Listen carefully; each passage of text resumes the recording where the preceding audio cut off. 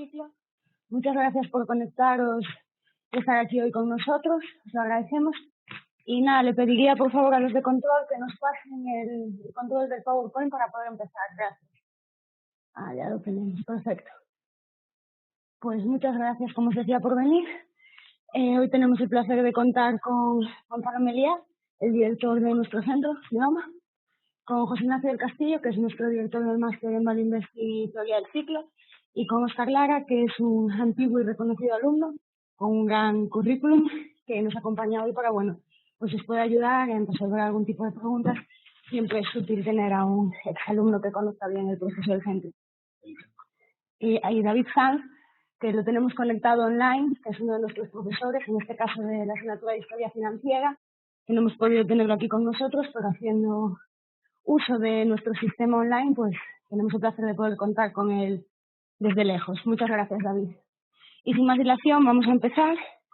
Voy a realizar unas preguntas a los asistentes para que nos guíen un poco y nos expliquen un poquito cómo funciona OMA y nuestro máster, y a partir de ahí pues abriremos una ronda de preguntas para que todos vosotros podáis resolver cualquier duda que tengáis. Y por supuesto podéis intervenir en cualquier momento de la sesión, a lo largo de la sesión. Solo tenéis que conectar el micrófono y saludar. Muchas gracias. Y sin más, me gustaría empezar con Gonzalo, nuestro director, para que nos contara un poquito pues qué es OMA y cuál es su historia. Bien, buenas tardes a todos y bienvenidos a esta sesión informativa. Gracias por asistir y estar con nosotros. Ojalá que sirva para ayudarles a aprender mejor qué es nuestro centro y qué es nuestro máster, o qué van a aprender aquellos que se atrevan a aventurarse en nuestro máster. Bien, sobre qué es OMA y cuál es su historia. Bueno, OMA es un centro de estudios superiores, como su nombre dice, es online, de Madrid, Manuel Ayau. Por lo tanto, es online, un centro online, pero con una metodología de enseñanza concreta, porque es presencial. Está en Madrid y su nombre, Manuel Ayau, identifica o muestra un poco la filosofía del centro. El centro tiene una misión que es la enseñanza y la difusión de los principios éticos, jurídicos y económicos que hacen posible una sociedad de personas libres y responsables. Bien. Es un centro que nace con la idea de producir o suministrar al mercado programas distintos, programas que no existían, programas en los cuales hubiera una gran cantidad de contenidos que explicaran cómo funcionan los mercados libres. ¿Por qué una sociedad de personas libres y responsables es más próspera que una sociedad, dirigida? Entonces, nace con esa idea, puesto que en España no existía un centro como este, y además, a nivel online, tampoco existía ninguno en el mercado. Entonces, nacemos con esa vocación y con la vocación de, en el medio y largo plazo, convertirnos en una universidad online oficial española. De hecho, les adelanto que hace unos meses se aprobó nuestra universidad online, que es la Universidad de las Hespérides, y que próximamente, el año que viene, probablemente, abriremos las puertas con nuestros primeros programas, tanto de grados como de posgrados oficiales. Pues bien, OMA nace con esa vocación, con esa idea, y un poco su historia, pues la verdad es que es un proyecto que el principal impulsor o promotor de OMA, que es Gabriel Calzada, tenía hace muchos años, incluso antes de fundar el Juan de Mariana,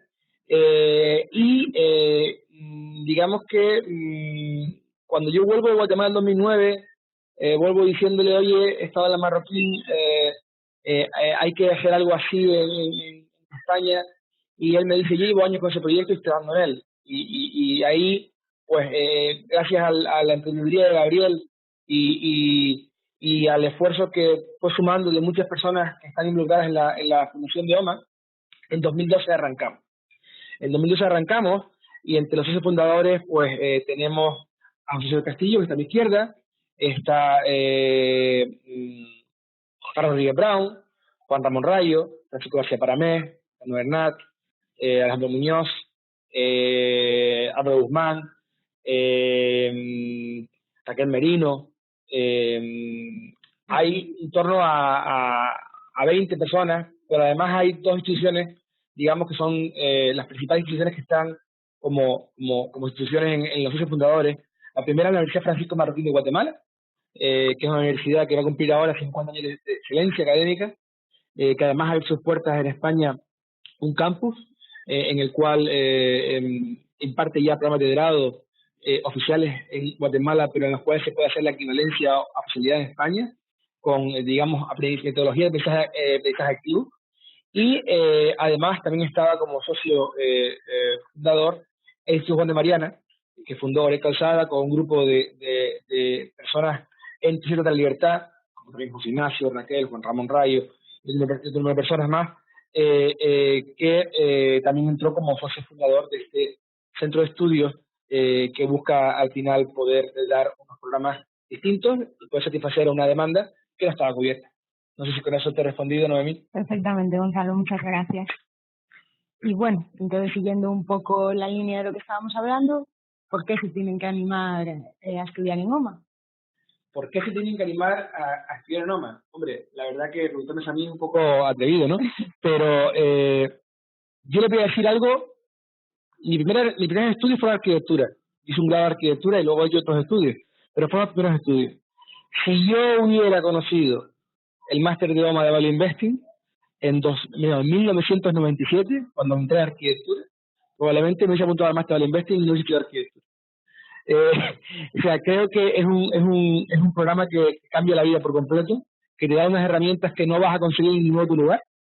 ¿Y por qué OMA? Bueno, pues por dos razones. Una, porque el programa es único, es muy completo y muy diferente a lo que hay en el mercado.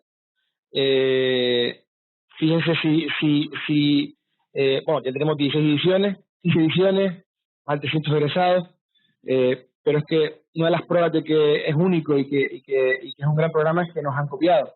Entonces, eso es un buen síntoma. Cuando empiezan a salir los programas de Value Investing, los cuales también son programas de Value Investing, pero son distintos al nuestro. Este programa es un programa único, no solamente porque el programa funciona en un engranaje perfecto del Value Investing y la teoría del ciclo, sino por los profesores. El conjunto de profesores, o sea, aquí tengo a José a mi izquierda, no hay otra persona como José Ignacio.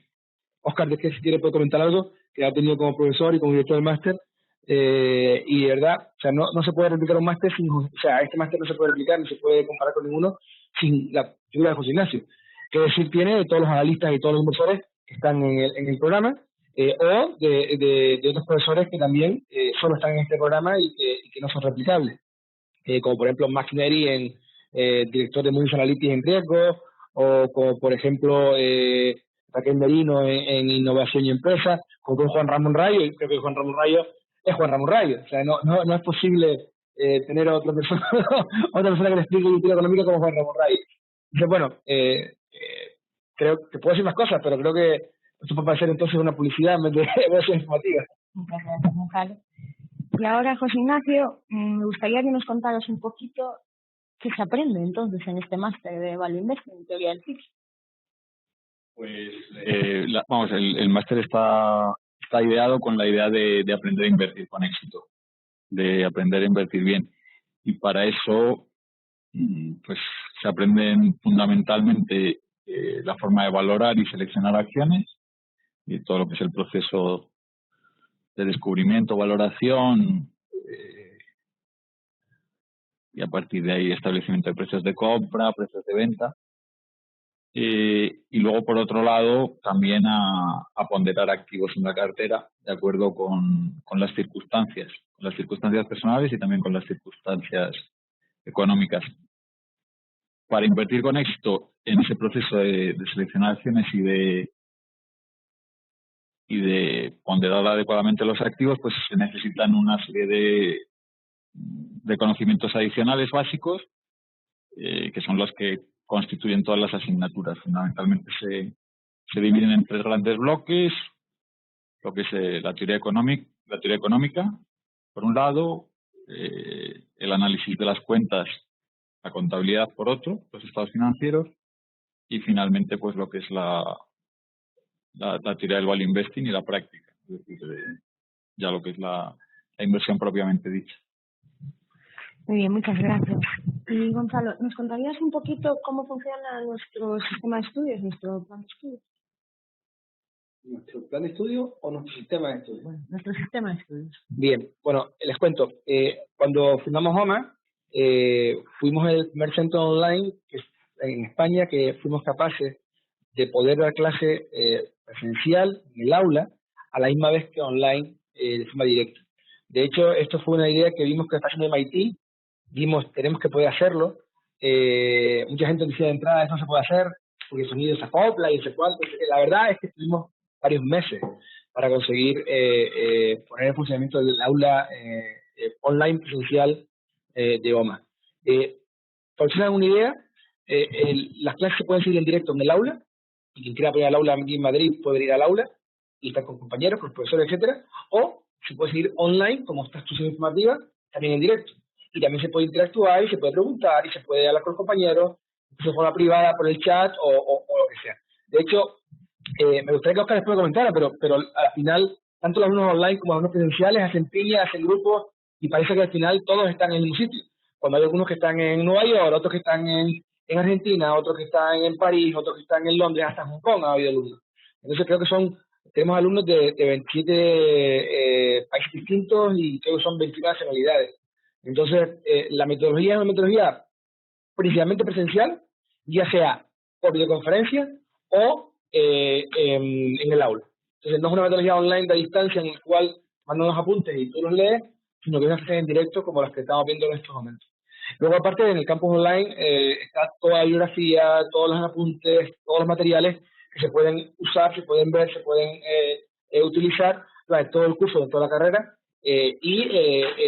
Aparte de eso, hay un servicio continuo del coordinador del programa, que en este caso, aquí me dio Noemí, el coordinador de este programa, en donde el alumno lo que se hace es que en ningún momento el alumno sienta que está solo. ¿Por qué? Porque ya sea presencial o sea online, el alumno tiene que sentir que está en todo momento en la universidad, está en todo momento en el centro de estudios, aunque esté en su oficina, aunque esté en su casa o aunque esté en un apartamento en la playa. Es decir, de manera que esa es un poquito nuestra metodología de aprendizaje, y aparte de eso intentamos que no solamente las clases por videoconferencia sean lectures, sino también intentamos interactuar a más si posible con los alumnos, que nos participen, que haya co-creación de conocimiento, puesto que al final hay unas bases fundamentales que hay que aprender, pero luego a partir de ahí muchos de los conceptos que se aprenden son compartiendo ideas de inversión, digamos, se suele decir co-creando. Muchas gracias, Gonzalo. Y ahora me gustaría, Óscar, saber un poquito tu opinión acerca del programa y el formato de este máster. Vale, perfecto. Pues para mí este programa tiene una cosa especial que lo diferencia de los demás, y es que uno, cuando quiere aprender a invertir, tiene primero que entender la empresa y, por otro lado, tiene que entender lo que rodea a la empresa. Y entonces, en el mercado sí que hay muchos másters, o unos cuantos que te enseñan, bueno, pues a entender la empresa. Puede haber otros másters que te enseñan a entender entornos económicos, etcétera, pero lo que tiene este máster único, y en esto tiene mucho que ver José Ignacio, es el hecho de que pone las dos cosas en conjunto. Y muchas veces las teorías de inversión y las teorías en general de desarrollo económico y de negocios fallan en ese punto, donde lo micro se une a lo macro. Y creo que este máster es algo único en esto. No solamente por el temario que tiene, sino por los profesores que desarrollan ese contenido. Y además porque los profesores no se paran solamente en entregarte un contenido, una verdad absoluta que tú tienes que asumir y tomar como propia, sino que te hacen desarrollar tus propias ideas y te abren un árbol, un abanico que tú tienes que seguir desarrollando una vez terminas el máster. Entonces digamos que es el inicio de un camino este máster. Muchas gracias, Óscar. Y vamos a entrar un poquito más en materia entonces, porque estamos hablando del value investing, pero aún no hemos explicado qué es el value investing. Y por supuesto, José Ignacio, nadie mejor que tú para explicarnos un poquito. Sí, pues el value investing, digamos, es una forma de invertir que nosotros consideramos basándonos tanto en la comprensión de los fundamentos teóricos que tiene como la evidencia histórica, empírica, que es una forma de invertir exitosa y digamos la que tiene más probabilidades de llevarnos a buen puerto. De hecho, la definición de invertir en valor que daba Benjamin Graham, que fue el fundador de esta escuela o de esta disciplina, era que invertir en valor era hacerlo una vez realizado un análisis pormenorizado de la inversión que garantizase el principal y proporcionase una rentabilidad adecuada. Y decía, todo lo que no cubra esa definición lo podemos calificar o catalogar de especulación. Entonces, precisamente por el énfasis que se hace en la conservación del capital y en la obtención de una rentabilidad adecuada, acaba, digamos, proporcionando los frutos que nosotros buscamos. Hay una serie de ideas fundamentales del value investing. Una de ellas es la que se ilustra en la diapositiva, que es la que distingue entre lo que es el precio, la cotización de un negocio y el valor del mismo. Warren Buffett decía que precio es lo que pagas y valor es lo que recibes. Entonces, en el mercado no siempre coinciden los dos, aunque en el largo plazo sí tienden a confluir. Nosotros lo que nos fijamos es en el valor y buscamos oportunidades de inversión en las que el precio está notablemente por debajo del valor. En esa situación, pues digamos, se produce una oportunidad clara de ganancia y tratamos de aprovecharlo. Hay otra serie de elementos fundamentales del value investing, como es invertir con margen de seguridad, utilizar el mercado para aprovechar esas diferencias o esos diferentes precios cuando se alejan del valor, porque también hay veces que el precio no está por debajo del valor, sino muy por encima de él. Entonces, lo procedente ahí es vender. Y bueno, pues luego la propia historia del value investing, que ya tiene cerca de un siglo de existencia, pues ha ido siendo jalonada por diversos inversores, todos ellos de gran éxito, que han ido aportando tanto práctica como teoría para construir la disciplina. Muy bien, muchas gracias. Y entonces, ¿por qué nosotros consideramos el value investing la forma correcta de invertir?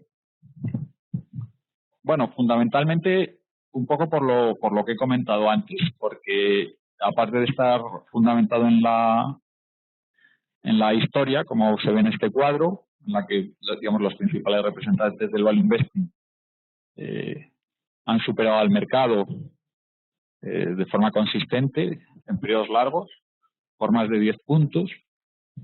Decía Warren Buffett, me parece que tiene un artículo que se llama Los inversores de Graham Bill y Dodd Bill, o algo así,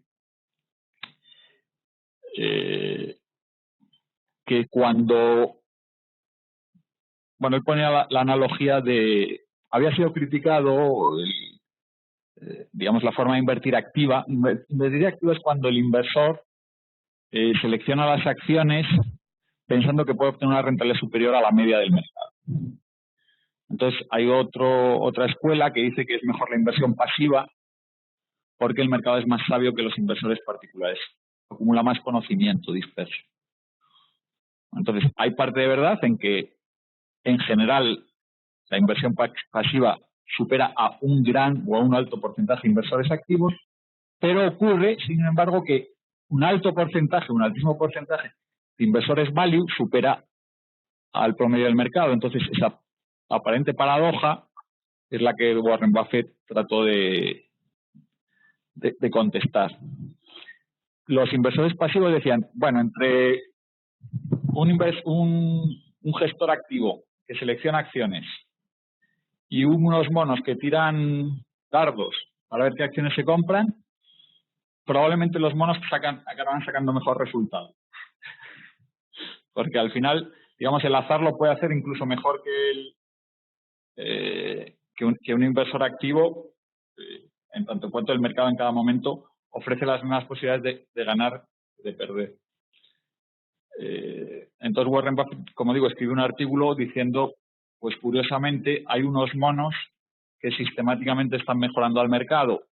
Y cuando eso ocurre, nos tenemos que preguntar qué están comiendo esos monos, porque si todos esos monos están en las mismas jaulas, en el mismo zoológico, tendrán algo que les distinga.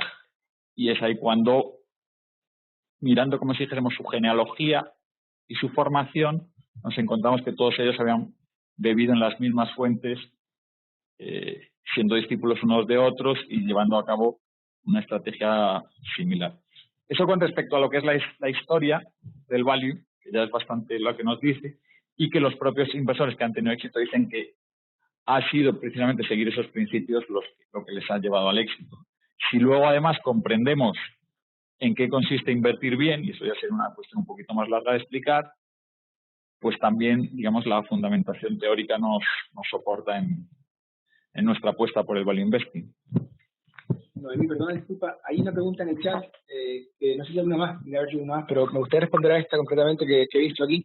Pregunta, no sé quién, a ver si puede ser un poquito para decir la pregunta. José Ramón, en privado, pone, aparte del ahorro en tiempo que puede aportar el máster, ¿hay algo que aporte el máster que no se puede aprender de forma autodidacta leyendo los clásicos de value investing, Graham, Lee, etcétera, y la teoría del ciclo económico, Hayek, Mises, etcétera? No sé si quieres repetir primero tú, José Ignacio, y luego si quieres responder yo. Sí, también nos podría luego comentar algo.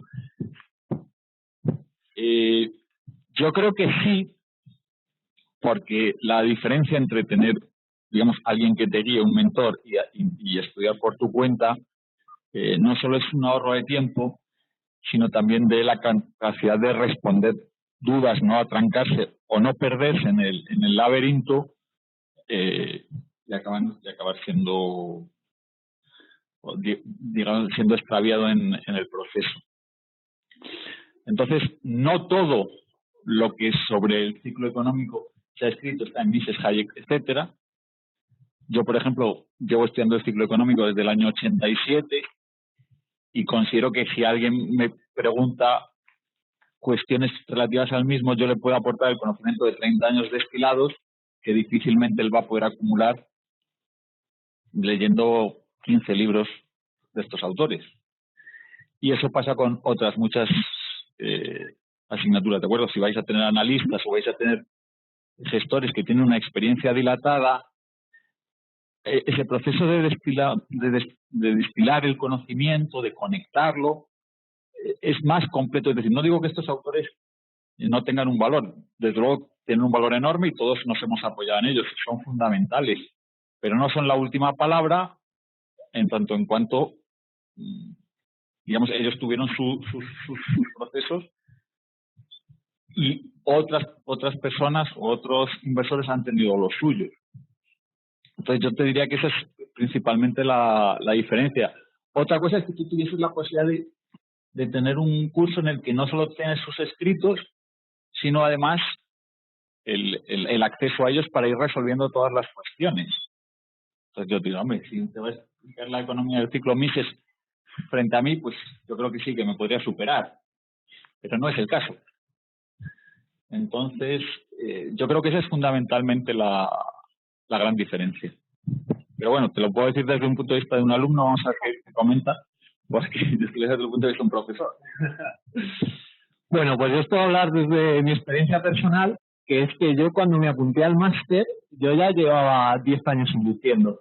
Y yo ya me había leído, no voy a decir todos estos clásicos, pero me había leído la mayoría de estos clásicos. Y aún así, os puedo decir que lo que este máster tiene es que sí, bueno, se explica parte de estos clásicos, pero lo que hace es que construye sobre estos clásicos, desarrolla sobre estos clásicos una forma de ver la inversión propia, que no vais a encontrar en estos clásicos, si vais a encontrar esa base. Entonces, esta parte, que es realmente la que aporta el valor del máster, no, rotundamente no la vais a encontrar para mí leyendo esos clásicos, y yo no la encontré. De hecho, desde el día prácticamente cero que entré en el máster, encontré cosas nuevas que no venían en estos libros. A mí me gustaría añadir algo. Primero, es cierto lo que dice José Ramón, que es que hay un ahorro muy importante de tiempo. Es decir, El máster, creo que fue Álvaro de Guzmán, Juan de Lázaro, que me dijo un día, joder, es que este máster es muy cerrado, 20 años de estudio, 15 años de estudio, si hubiese podido tener algo así cuando yo empecé a estudiar Vale Investing, Escuela Austríaca, etc. Eso por una parte, ahorro de tiempo, está clarísimo. Pero como han intentado decir Óscar y José Ignacio, el máster, hay teorías propias de los propios profesores que no están publicadas. El taller de José Ignacio. O sea, José Luis Castillo, por ejemplo, toda parte de la liquidez, que sale no solamente de Hayek y Mills, sino de otros autores, es una cosa que es creada por él. Entonces, y que también desarrolla Juan Ramón Rayo.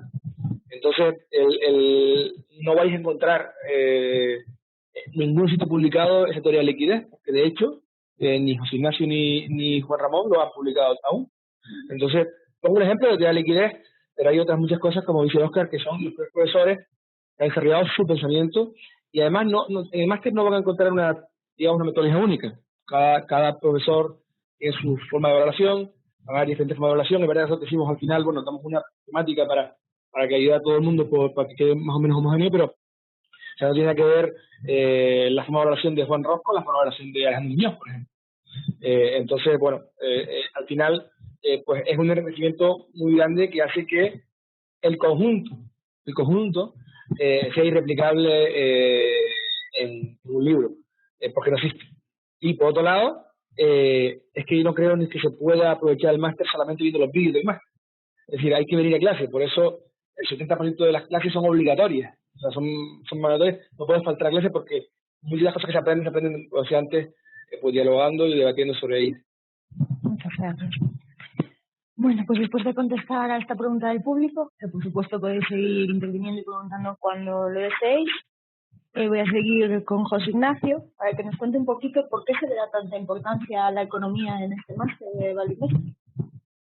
Sí, bueno, Óscar antes ha adelantado un poco la respuesta, y es porque los negocios operan en un entorno y ese entorno acaba teniendo un peso importantísimo en el devenir de los negocios, en sus beneficios, en su creación o destrucción de valor y, digamos, en el éxito o fracaso de los mismos. Entonces, un negocio tiene una parte interna, tiene una industria en la que opera y luego tiene, digamos, una coyuntura, no solo una coyuntura económica, sino incluso una realidad social, política, digamos que es la que conforma su ámbito, ¿no? Su medio ambiente. Entonces es muy difícil comprender, digamos, un negocio, poderlo llegar a valorar bien sin entender la economía. La economía es, digamos, como la sociedad en la que viven los negocios. Entonces, tú no puedes entender a una persona y su plan de vida y sus acciones y su éxito o fracaso analizándolo de forma aislada, sin su ambiente, ¿no? Diría Ortega, yo soy de mis circunstancias, pues esto es un poco lo mismo. El negocio es el negocio y sus circunstancias.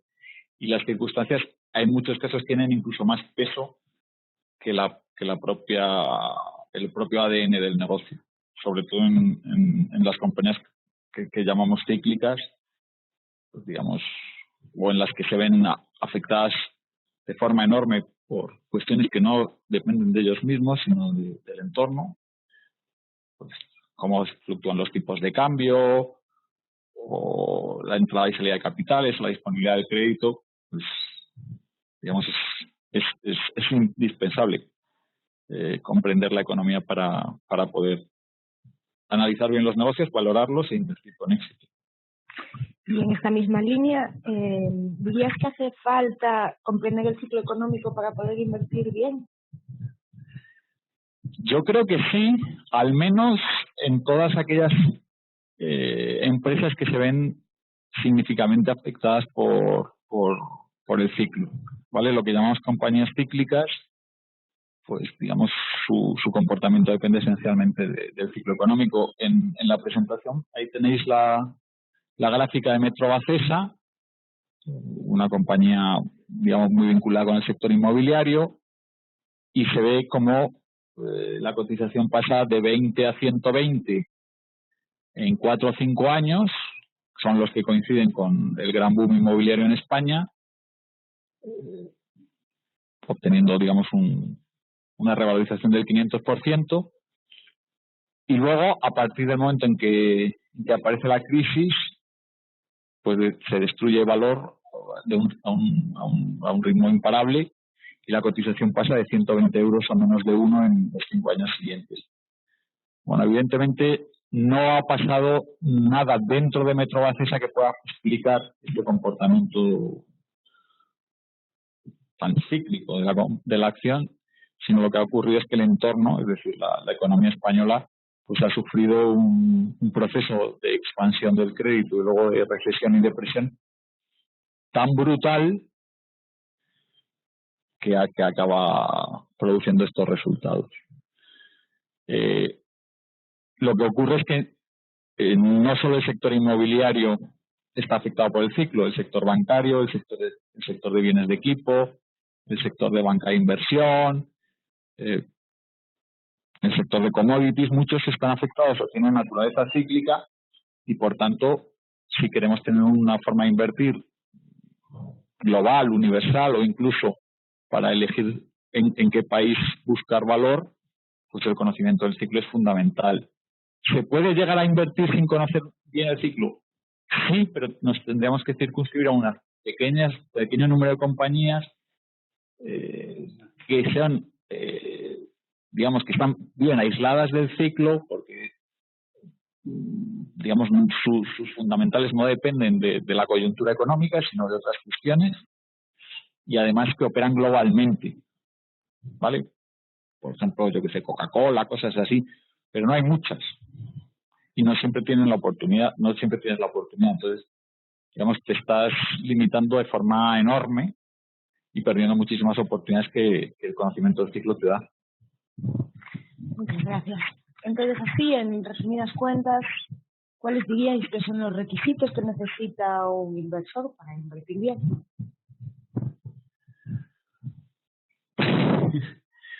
Pues yo creo que lo que necesita un inversor para invertir bien es hacer este máster. Le va a ayudar mucho, eso está claro. Necesita estudio, necesita comprensión, necesita paciencia y necesita buenas herramientas. Y en el aspecto de buenas herramientas, pues efectivamente el máster puede ayudar mucho. Sí, hay una cosa que tiene que saber la gente, y no sé si os ha preguntado algo más, es que la bolsa no es una lotería, o sea, es un casino. Hay una falsa creencia de que la bolsa es un casino, y la bolsa no es un casino. Estamos hablando de empresas, hay que entender el sector, hay que entender el negocio, hay que aprender a valorarlas y hay que entender la coyuntura económica. Y con esas 4 cosas, más una parte de psicología inversora, pues tienes herramientas muy poderosas para poder triunfar en los mercados, o sea, batir el mercado. Pero, desde luego, sin un conocimiento profundo, o sea, lo primero que decimos en la entrevista a los alumnos que invierten es: deja de invertir, esperas el máster y luego vuelve a invertir. Algunos han dicho: oye, he perdido dinero muchos años que ahora ya no lo pierdo. Pero, o sea, al final hace falta las herramientas de conocimientos importantes, y esos son, digamos, unos fundamentales. Haciendo un enlace con lo que comentamos antes de la pregunta de antes del alumno, o del alumno, perdón, del interesado, del posible alumno, de José Ramón, creo que se llamaba, para que se hagan una idea, en muchas universidades o en muchos centros, los profesores tienen manuales. Entonces, voy a estudiar economía con el Garrison, o esta economía con el Mankiw, esta macro con el Krugman. Nosotros aquí no tenemos manuales, porque eso sí que se puede estudiar el libro y seguir el libro y se acabó. Entonces, aquí realmente cada profesor tiene sus contenidos propios, que son elaborados a partir de muchos estudios, y no es un manual. Y aparte hay 1000 lecturas distintas, o entonces una lectura diferente a otra. O sea, está muy preparado para que sea un material médico.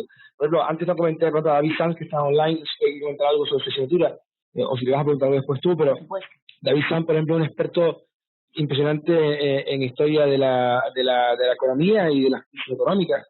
Entonces, David Sí, Gonzalo, muchísimas gracias. La verdad es que a mí me gustaría comentar 2 o 3 cuestiones para complementar lo que se está diciendo. Vamos a ver, yo creo que uno de los activos fundamentales de este máster, además de lo que se ha comentado, son los propios alumnos. A mí, yo como profesor, mi experiencia en este máster es que el nivel de los alumnos es muy alto y ello tiene 2 impactos importantes, que no es poco. Lo primero, los profesores nos animamos más, hablamos con más libertad y profundidad y ello hace que las clases pues lleguen a otro nivel, ¿no? Y al mismo tiempo, los propios alumnos, yo lo he visto en las diferentes ediciones en las que he participado, pues también crean sus foros, se refuerzan entre ellos y hacen un intercambio muy enriquecedor. Yo soy profesor de 2 asignaturas, soy profesor de microeconomía y de historia financiera, que son 2 materias que a priori podría parecer que sobrarían, ¿no?, en un máster de estas características, pero no es así. Un poco por lo que ya se ha comentado, ¿no? Pues, por ejemplo, la microeconomía en concreto es fundamental porque el inversor value en realidad es un empresario que invierte en diferentes apuestas de generación de valor, ¿no? Entonces, para ello, como no somos chartistas, como no sencillamente estamos viendo cómo se desvía la curva, sino que queremos entender cómo funciona el mercado, pues tenemos que tener una aproximación teórica a cómo funcionan las leyes del mercado, ¿no? Entonces, por ello, esta asignatura es importante. Y luego, por otro lado, la historia financiera enlaza muy bien con lo que estaba comentando José Ignacio de los diferentes escenarios de inversión. La historia, bueno, en la historia se suceden diferentes escenarios, entonces, claro, ser consciente de esos escenarios ayuda mucho al inversor, que se puede ver involucrado a lo largo de su vida en diferentes escenarios que ya han pasado, ¿no? Y luego, además, el estudio de la historia te hace ver que no somos tan originales, que hay innovaciones financieras que nos parecen innovaciones, pero igual ya se hacían en el siglo XVII, es decir, que tampoco hay tantas cosas nuevas bajo el sol, ¿no? Entonces, esta asignatura de historia financiera pues también ayuda a dar mucha perspectiva al alumno de diferentes estructuras de burbuja o de diferentes procesos de crecimiento económico que se traducen, lógicamente, en subidas en las cotizaciones bursátiles, etcétera. Entonces, bueno, pues estas serían las cosas que veo que podrían complementar bueno, pues lo que se está diciendo. Muchísimas gracias, buenísimo, David. La verdad que cuando te he comentado de los alumnos, desde luego el máster sin los alumnos no sería el máster, esto es clarísimo. Pero hay una realidad y es que el nivel alto de los alumnos, para que nadie se confunda, no es que todos lleguen sabiendo de la inversión, lleguen sabiendo de la bolsa de valores, es que los alumnos que entran en el máster, muchos de ellos no tienen ni idea de economía o ni idea de inversión o ni idea de contabilidad. Saben algo, han leído textos, pero no tienen ni idea porque son ingenieros, o son farmacéuticos, o son médicos, o son abogados, o son economistas, pero una gran mayoría no es, no, o sea, a veces han entrado alumnos, son traders que hacían análisis técnico, se dedican a invertir durante años, pero no es la mayoría de alumnos, que después comentaremos un poco la estructura de alumnos que tenemos, pero el nivel es muy alto porque todas las personas que entran tienen, digamos, un alto nivel académico e intelectual en otras áreas, pero ponen un interés tremendo en el máster y desde el principio empiezan a construir su conocimiento y ya cuando van avanzando pues van construyendo cada vez más y más conocimiento que hacen esas posibilidades de intercambio de conocimiento que genera más conocimiento que la vida antes. Sí, efectivamente, porque a veces cuando se ven los perfiles, a veces hay uno que es pianista, por ejemplo, ¿no? O que es traductor, y dices, pero si no tiene mucha experiencia, otros sin embargo sí que la tienen. Pero es ese punto, ese punto de interés y de alto coeficiente intelectual que yo sí que lo veo y no lo he visto en otros sitios donde he podido trabajar, ¿no? Y da gusto, de verdad, dar clase y los profesores nos volcamos porque notamos que hay, que nos están escuchando, que nos siguen, ¿no? O sea, eso es muy, muy bonito y muy agradecido. Bien, nada, esto es lo que quería comentar, gracias. Bien, gracias, David. Bueno, nosotros cuando creamos el máster en gimnasio, realmente el máster lo creamos no para expertos en inversión, lo creamos para todo aquel que quiera aprender a invertir o quiera aprender a gestionar sus ahorros, aquello que te queda después de todos los impuestos que vas a pagar, pues puedan sacarle la mayor rentabilidad posible para alcanzar la independencia financiera, alcanzar la libertad. Por eso este máster está tan relacionado con la misión de estudiantes. Muchas gracias a todos, muchas gracias David por tus palabras. Y nada, siguiendo un poco en esta línea, Gonzalo, ¿nos podrías contar un poquito cómo se estructura el programa de este máster? Vale, yo puedo contar un poquito y José se cuenta seguro que más.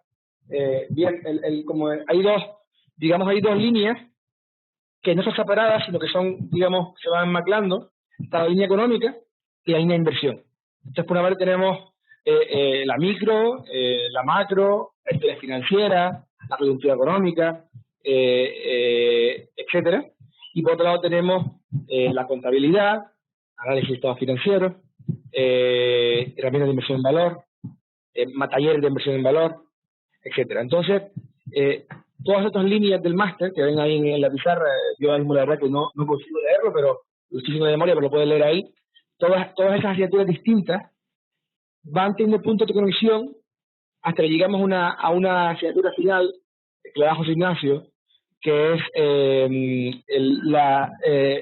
las claves económicas de la inversión exitosa. Esa asignatura, digamos que aúna todo lo aprendido en economía con todo lo aprendido en contabilidad y análisis financiero y evaluación de compañías. Y ahora digamos que hay como una especie como de, ahora entiendo por qué esto encaja con esto otro, etcétera. Y luego al final hay un proyecto fin de máster, que a todos aquellos que no hayan visto ninguno, les animo a que entren en YouTube o en Vimeo o en la web de OMA, de Cruz Colgado, en donde está presentación de una hora aproximadamente de una compañía completamente, no solamente el análisis de la relación de la compañía, sino también la estructura económica, o sea, digamos un análisis profundo para invertir. De hecho, muchos alumnos terminan invirtiendo en las propias compañías que han analizado y otros alumnos también invierten en ellas, pero al final el alumno termina haciendo un proyecto de inversión, proyecto para una compañía completa. Como decía David antes, la micro parece no importante para un máster como este. Vamos, la micro es fundamental, porque si no entendemos cómo funcionan los precios, cómo vamos a saber cómo van a fluctuar los valores de las compañías cuando los precios vayan a fluctuar, porque consideramos que va a haber escasez relativa en un futuro cercano, o porque consideramos que van a crearse nuevos valores, o creemos que hay una disrupción que va a romper el mercado y que va a cambiar por otros precios. Entonces, realmente la economía no es un añadido al máster, es una parte fundamental del máster. O sea, con el análisis, digamos, contable o análisis de la relación de una empresa solamente, no es posible llegar a una inversión exitosa. No sé si quieres comentar, José Ignacio o Óscar, algo sobre el contenido o sobre la estructura del máster. No, yo creo que, vamos, cómo están configuradas las distintas patas y el objetivo de todas es básicamente lo que has comentado tú. La duración al final son 15, 18 meses, dependiendo de año y medio. 15 meses de clases y luego, pues, acabas el máster, pues se van 2 o 3 meses, pero las clases son 15 meses. Sí. Año y un poquito más. No sé si Óscar tiene desde el punto de vista del alumno alguna cuestión que comentar. Bueno, relacionado con esto, a mí ha habido un aspecto que me ha resultado especialmente interesante en este viaje, porque tienes el viaje de la macroeconomía, el viaje de la valoración de empresas, que efectivamente termina de converger en un punto ya llegando hacia el final del mismo, pero para mí hay un aspecto muy importante, y es que estos dos caminos te enseñan algo que es clave para la inversión, que es entender por qué una empresa puede estar valorada erróneamente por el mercado y tú te puedes beneficiar de eso. Esto es algo muy importante porque siempre cuando uno va a invertir, lo primero que tienes que tener muy claro es por qué una empresa está barata o creemos que está barata. Entonces, si uno no es capaz de tener una visión para hacer un análisis 360 grados, uno puede cometer un error fatal.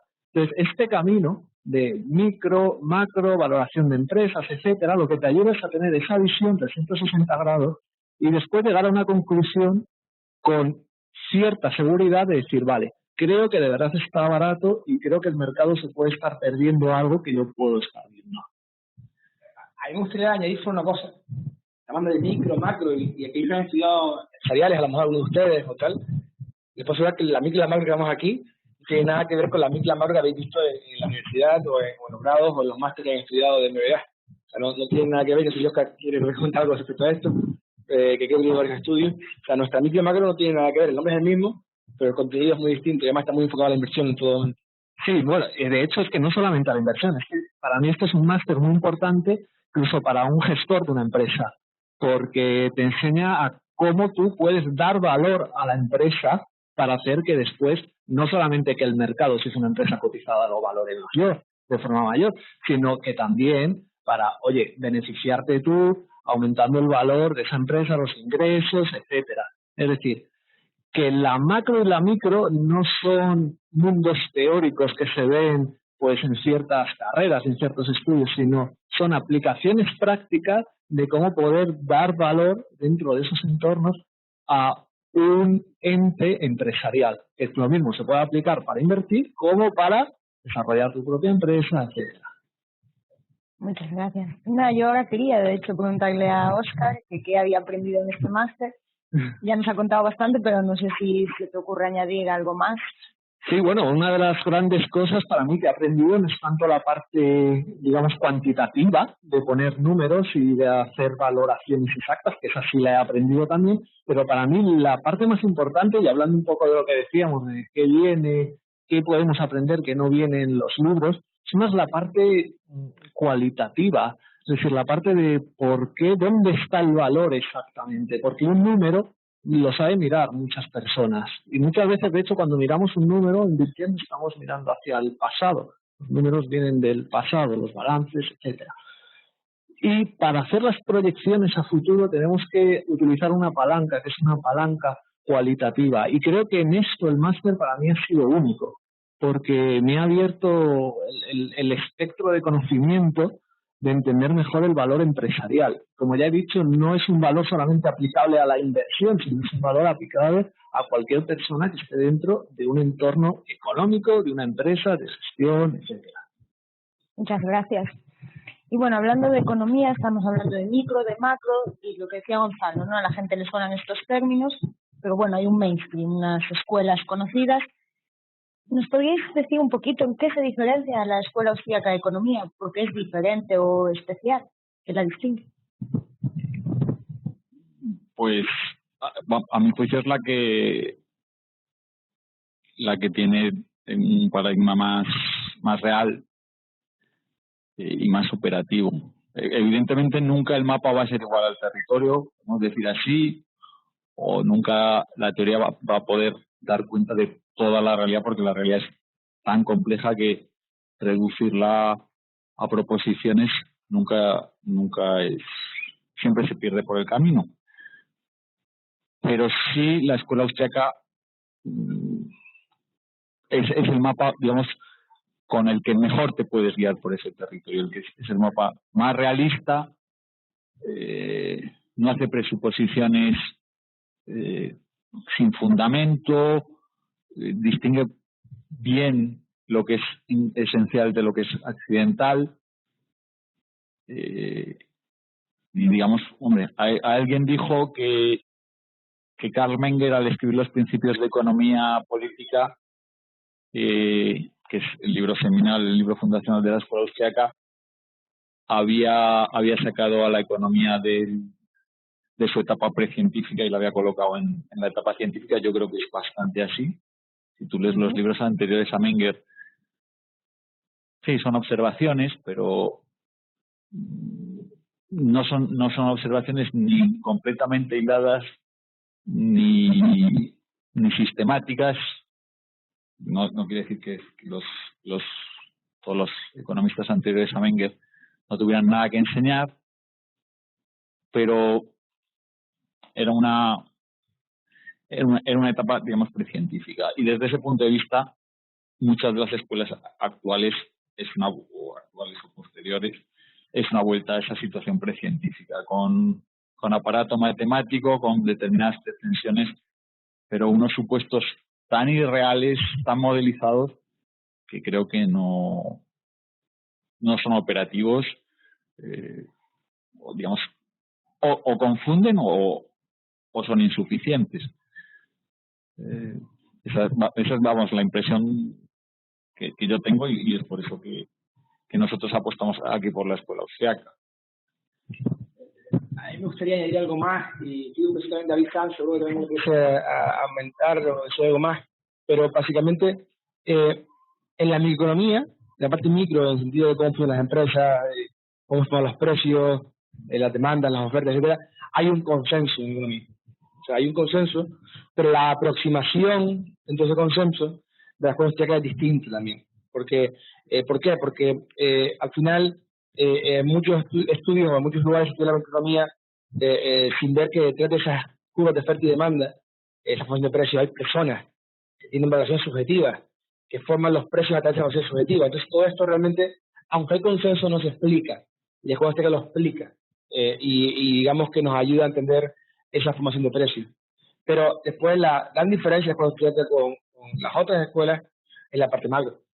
En la parte macro la diferencia es, digamos, abismal, en el sentido de, sí, ya después se explican el ciclo económico como las etapas que hay, no explican el por qué se produce, no explican cómo se forma la estructura productiva como consecuencia de la expansión del crédito sin más el ahorro.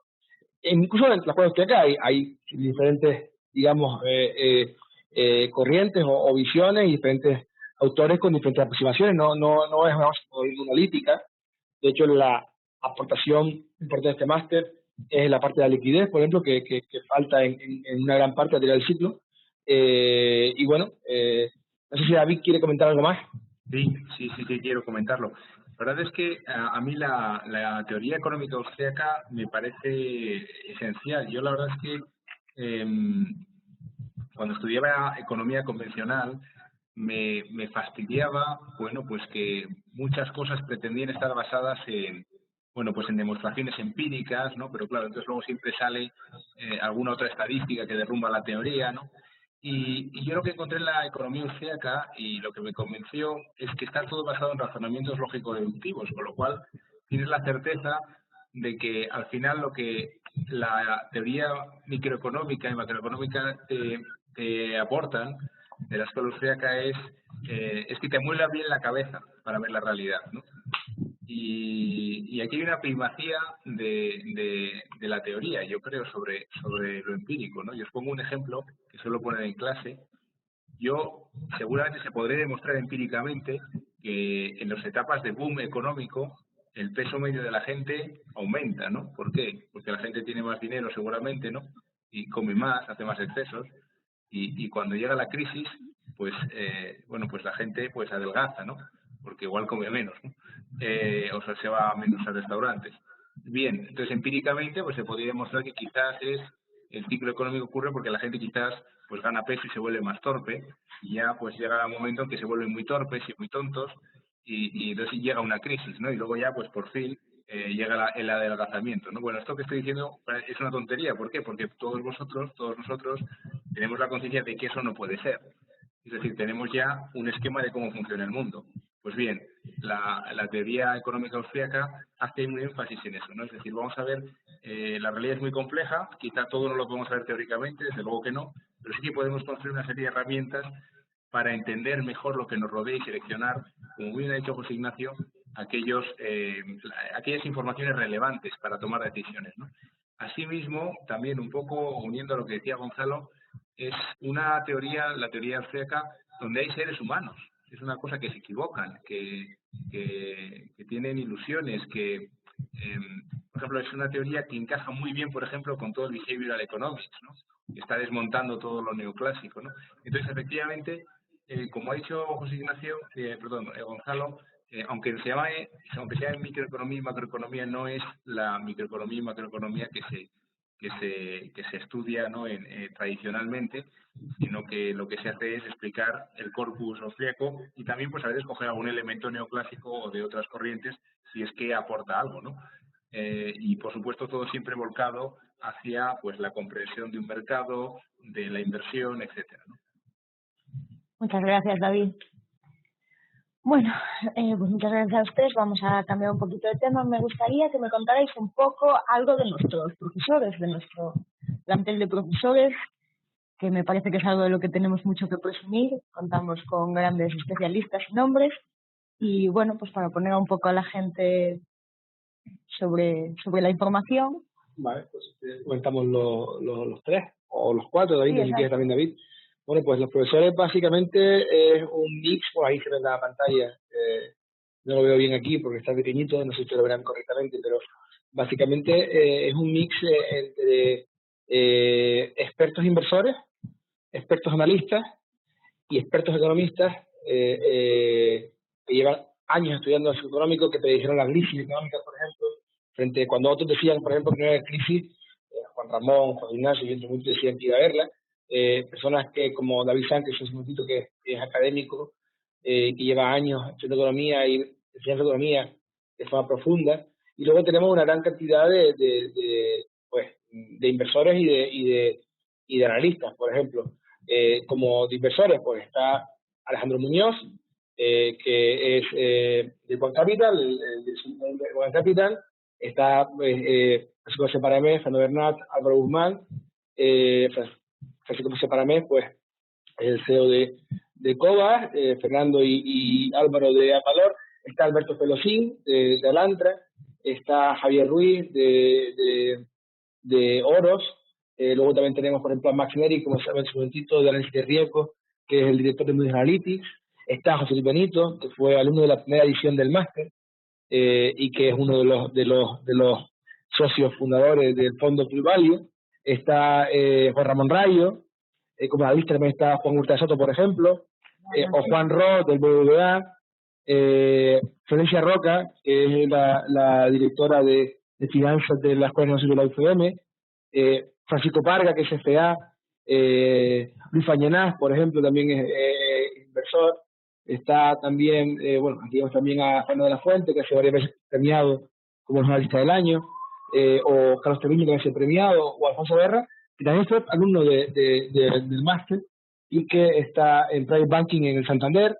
Entonces, es un grupo, Martín también es conferenciante del máster de Magallanes, y como lo dejo para el final, porque para mí es una pieza fundamental del máster, no es una persona que se conozca en la calle, porque, es lógico, nombras a Paco Paramés y todo el mundo conoce a Paco Paramés, pero aquí tengo a mi izquierda a José C. Castillo, el cual, pues, aparte de académico, aparte de estudioso, es inversor, gestiona carteras privadas, no como profesional, pero sí de forma privada, con un gran éxito de hace 10 años, y es realmente la persona que ideó, estructuró este programa.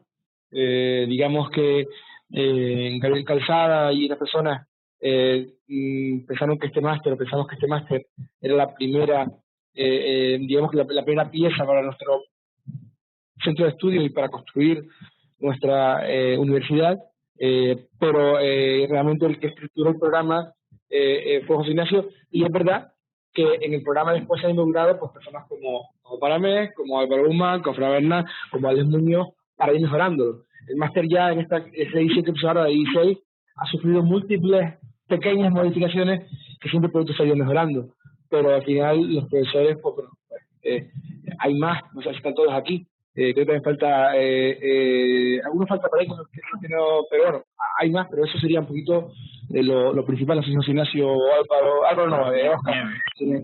También está por ahí, creo, el día de Benito. No he visto ahí. Sí, ahora sí. Pues vamos a verlo. Tiene una experiencia muy grande, que estuvo en Fidelity, de hecho seleccionaba en un fondo de fondos, pues tuvo relación con los principales inversores americanos durante más de una década, también con Anthony Bolton, y además ha sido analista de varios sectores, así que es una persona de mucha valía. Se ha incorporado con nosotros en las últimas ediciones, y también con un módulo cualitativo. Estamos muy contentos.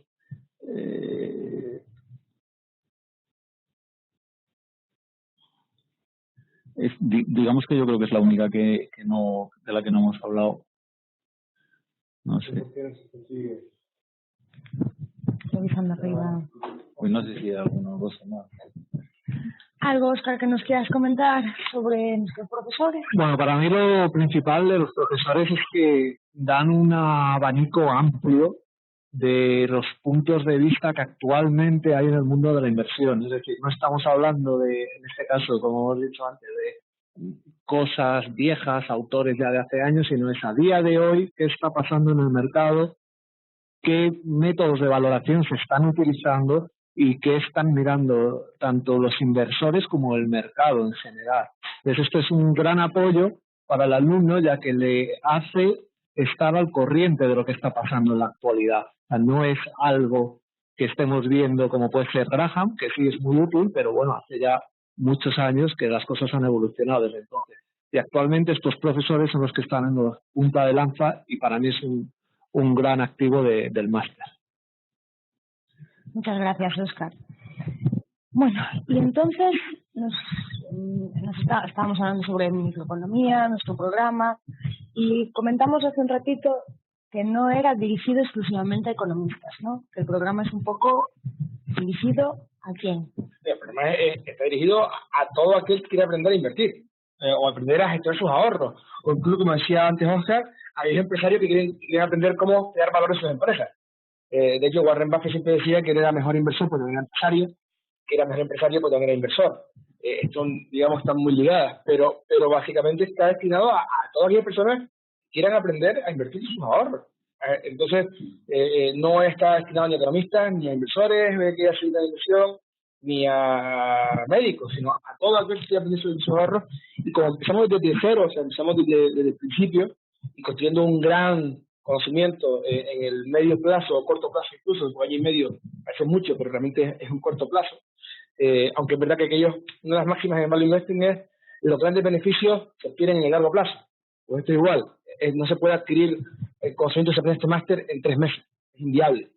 ¿Por qué? Porque no solamente por todo lo que se explica, sino que necesitamos un tiempo de maduración y de lectura y de debate que no van a tener en ningún lugar. O sea, dura un año y medio, porque sin ese año y medio nosotros no somos capaces de comprometernos de forma clara a daros un paquete completo y amplio de información. Entonces, bueno, yo no sé, Noemí, de todas maneras, hay mucho también saber si la gente que está fuera, que está en online oyendo, tiene más preguntas por el chat. Yo sé que tú tienes más preguntas, pero me gustaría ver si alguien quiere preguntar algo, ya sea por la videocámara o por el chat, como alguien preguntó antes lo del máster. No sé si alguien tiene más preguntas. Lo digo por interactuar con la gente que está fuera. Sí, por supuesto, al final esta sesión informativa, el sentido que tiene es que todos los que nos hayáis querido acompañar pues podáis resolver cualquier duda, cuestión o pregunta que tengáis acerca de nuestro programa o nuestro centro. Y bueno, hemos traído, creemos, una variedad de profesores, alumnos, director, precisamente para poderos ayudar en lo que sea. Así que, por favor, si tenéis alguna pregunta, aunque sea lo más mínimo, no dudéis en compartirla con nosotros.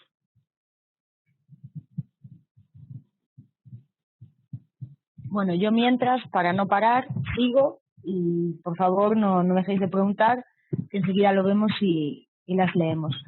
Bueno, teniendo aquí a José Ignacio y a David conectados y hablando precisamente del perfil de los alumnos, vosotros que dais las asignaturas, que podéis trabajar con ellos día a día, ¿consideráis que cualquier perfil puede superar este máster? ¿Cómo los veis en el día a día? ¿Hay diferencias entre los que vienen con formación previa y no? ¿Qué nos podéis comentar acerca de esto? Sí, vamos a ver. Como ha comentado Gonzalo, no hace falta ser ningún experto para cursar el máster. De hecho, nosotros lo que queremos es dar ese expertise precisamente a la gente que no lo tiene. El máster, digamos, tiene tanto contenido que prácticamente cualquiera que sea el nivel previo se va a sacar gran provecho. ¿Eso qué quiere decir? Que seguramente alguien que tenga un bagaje ya importante pues va a valorar más las partes más sofisticadas, que afinan más, y desde ese punto de vista también van a encontrar valor.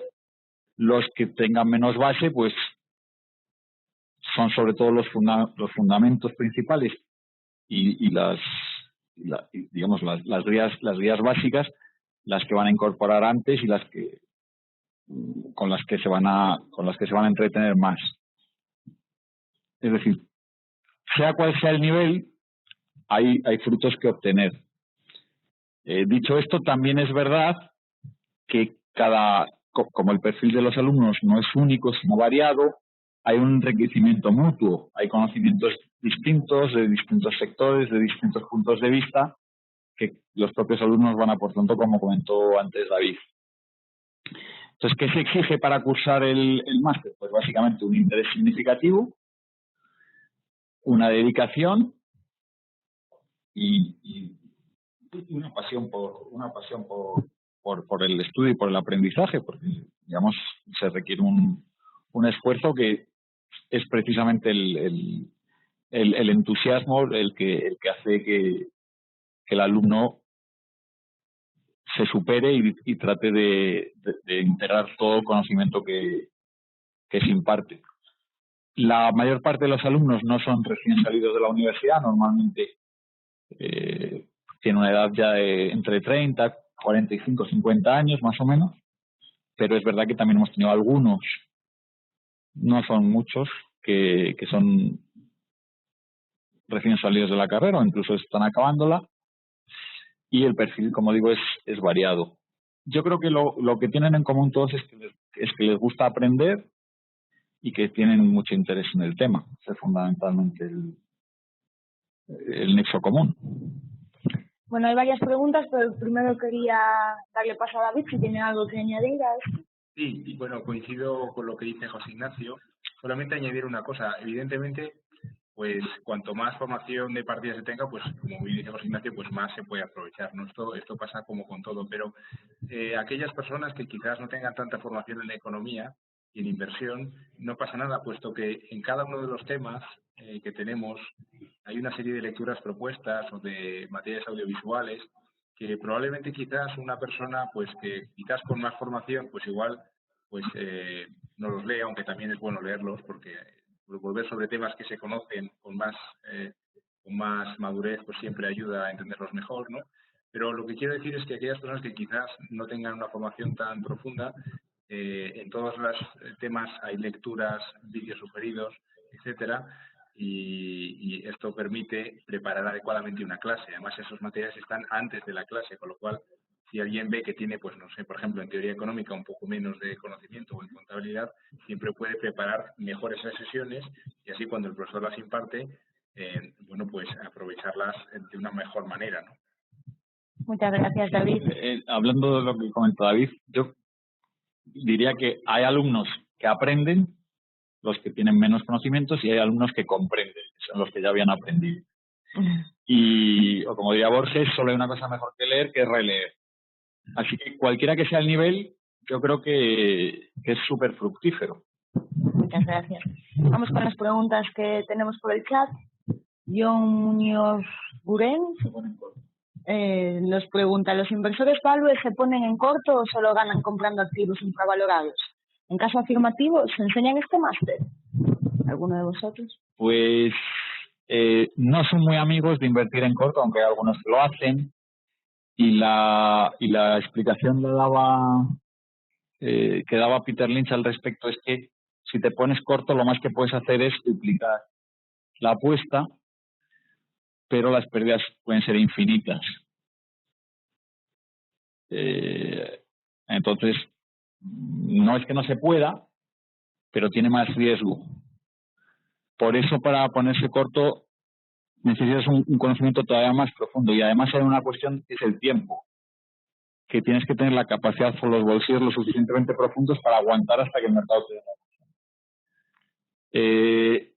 A invertir en corto sí se pueden, vamos, no tiene más historia que utilizar los futuros y vender en descubierto y tal, pero sobre todo sería cuando tú detectas tanta diferencia entre el precio inflado y el valor cercano a cero, para poderlo hacer, ¿vale? Hay algunos inversores, digamos, en este campo sí que operan más. Otra posibilidad es también hacer una estrategia long short, pero bueno, una vez que ya tengas claro la valoración, etcétera, ya puedes tú tomar las decisiones que quieras, ¿no? Y con respecto a la renta fija, lo que vosotros ya estabais con capote. No. Claro. Antes teníamos una asignatura dedicada específicamente a la renta fija. Ahora no se da.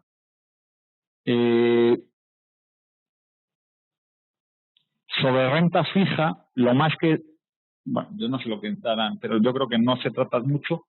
En mi asignatura lo que sí vemos es cómo hacer value investing con renta fija en el ciclo económico, es decir, los distintos instrumentos de renta fija, cómo se van a comportar, largo plazo, corto plazo, investment grade, contra bono basura, en los distintos países, etcétera, y también lo que es distress investing a través de deuda, es decir, buscar en compañías que están cercanas a la suspensión de pagos, tomar posiciones en la deuda para, digamos, aprovecharse de ese proceso. Un poco lo que el libro de Martin Whitman trata en distress investing. La renta fija se ve en cuanto que entiendes cuáles son los fundamentales que la mueven y como uno de los posibles activos en los que se puede invertir, pero ya digo, el módulo de renta fija que tenemos ya no lo impartimos. Si tú tuvieras mucho interés, quizás se te podrían pasar los vídeos, es lo más que se me ocurre. El problema de un inversor privado con la renta fija es que normalmente lo va a tener que hacer a través de fondos, porque no hay un mercado para los particulares de renta fija tan claro. Pero es verdad que puede tener sentido hacer inversión en distress o... Bueno, se podría ver una solución, no es problema. ¿Algo que quieras añadir sobre esto? Bueno, y hay un tema importante con respecto a la renta fija, y es que cuando uno va a invertir, lo primero que hace es analizar el subyacente sobre el que está invirtiendo. En este caso, pues una empresa, o si escogemos, por ejemplo, un índice de un país, pues queremos invertir sobre el país, ¿vale? Y todo esto sí te lo enseña el máster, te lo enseña de forma continua a analizar negocios, a analizar países, etcétera. Una vez que tú tienes ese análisis, el vehículo a través del cual inviertes, puedes comprar, bueno, pues el bono de la empresa, o puedes comprar la acción de la empresa o la acción preferente. Eso para mí el máster también te lo enseña, porque aprendes que está más sobrevalorado o minusvalorado dentro de las diferentes opciones que tienes para invertir en ese activo. Pero digamos que eso es ya la segunda parte de la inversión. Lo más importante es ver un activo, estudiarlo bien, comprenderlo, y ya después pues elegir la forma en la que inviertes. Por lo tanto, respondiendo a la pregunta, ¿se ven cosas de renta fija?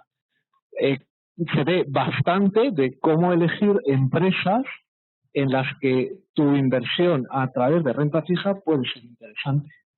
Muchas gracias. Vamos con la siguiente pregunta, que es de Robert, y nos pregunta: ¿cómo es la metodología de evaluación? ¿Exámenes al final de cada asignatura? ¿Trabajos? Bien, Robert, nosotros cuando creamos el máster, hicimos en 2012,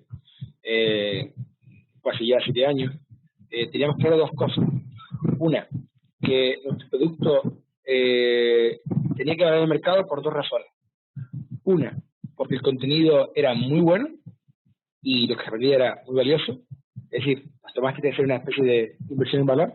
Nosotros vamos a pagar un dinero para adquirir conocimiento que vale para poder nosotros después rentabilizarlo. Y dos, teníamos que conseguir que un título no oficial por el Estado tuviera reconocimiento del mercado. Entonces, para eso necesitábamos dos cosas. Una, que el contenido fuese bueno, y dos, que el mercado creyera en él. ¿Y cómo cree el mercado en un título? Pues sabiendo que esos alumnos que hacen el máster, si obtienen el título, es porque han demostrado tener unos conocimientos. Y para poder demostrar tener conocimientos, ahí son básicos, son fundamentales, tanto los trabajos como los exámenes. Siempre los exámenes, a mucha gente le asusta. Tengo que estudiar, tengo que hacer un examen. Pues sí, hacemos exámenes. Que queda el título. Hay alumnos incluso que han dicho: yo voy a estudiar el máster entero, pero no quiero el título. Y ha terminado diciendo: wow, he aprendido un montón, pero no voy a hacer X cosas o lo que sea, pero no quiero el título al final. Muy bien. Pero nosotros, el campeón que tiene el título, ha adquirido de forma no ya aprobada, sino con un amplio conocimiento todo lo explicado en el máster. Entonces, bueno, hay exámenes, hay asignaturas que son solo exámenes, otras que son exámenes y trabajos, y otras que son solo trabajos, porque por la forma de asignatura pues solo pueden ser trabajos. Entonces, bueno, no sé si con esto respondo a tu pregunta. Yo creo que sí. También es cierto que, como decía antes Gonzalo, a los profesores se les da... Hay alguien que tiene el micro abierto. Sí. Por ahí. Hay alguien que tiene el micro abierto y estamos oyendo su WhatsApp. Se le da la suficiente libertad a los profesores para que ellos mismos también decidan cómo es mejor evaluar su asignatura, ¿no? Yo creo, Óscar, tú lo puedes decir mejor, que las has cursado todas. No hay un método estricto general, ¿no? Cada profesor se adapta un poquito a... Sí, así es. Lo que nos encontramos en el máster es que al final cada profesor tiene su metodología de evaluación, pero creo personalmente que no es, o sea, si una persona entiende el contenido no es problemático. Es decir, el objetivo por el que nos metemos en el máster es aprender, y los profesores lo saben, y los profesores no se dedican a suspender ni a tal, o sea, simplemente validan que tú has adquirido esos conocimientos. O sea, desde este punto de vista no creo que sea algo que el alumno tenga que tener si viene con una filosofía de aprendizaje. Sí, básicamente, quien hace nuestro máster no viene buscando un título para luego, un título de MBA o de cualquier otro máster que nos han demandado hoy en día, para luego ir a buscar un trabajo y postar ese título como tal. Quien hace nuestro máster, precisamente, lo hace porque quiere aprender a invertir, quiere aprender a gestionar sus ahorros. Esa es la principal diferencia, creo yo, con otros títulos. Y luego el título de mercado después de este año, pues ya tiene conocimiento. Muchos de nuestros alumnos trabajan ya en fondos, trabajan porque claro, algunas personas lo hacen también porque quieren después dedicarse a nivel profesional a esto, no solamente a nivel individual o privado. Y bueno, pues ya hay muchos alumnos trabajando en diferentes fondos. Y luego nos pregunta Patricio que cuál es la carga de trabajo del máster y si existe parte del alumnado con experiencia en la materia o el sector. Bien, Mauricio, la carga del máster. El máster tiene a la semana 6 horas de clase.